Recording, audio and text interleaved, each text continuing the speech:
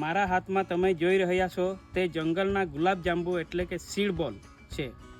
હું વિજેશભાઈ ગામિત ઉકાઈ તાલુકાના કાવલા ગામનો રહેવાસી છું.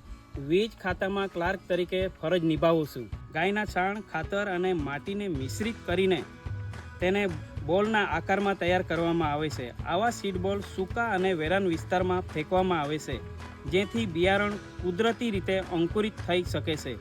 અત્યાર સુધી મેં દુર્લભ અને વિલુપ્તિની કંગાર પર આવેલી વનસ્પતિઓના લગભગ 90,000 સીડ બોલ તૈયાર કર્યા છે.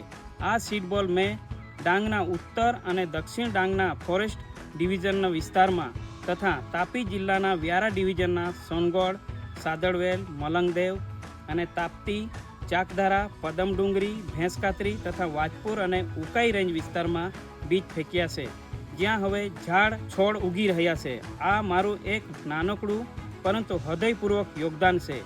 ભેજ અથવા વરસાદ મળતા જ આ સીડ બોલ આપમેળે અંકુરિત થઈ બીજમાંથી રોપા અને પછી ઝાડ રૂપે વિકસે છે.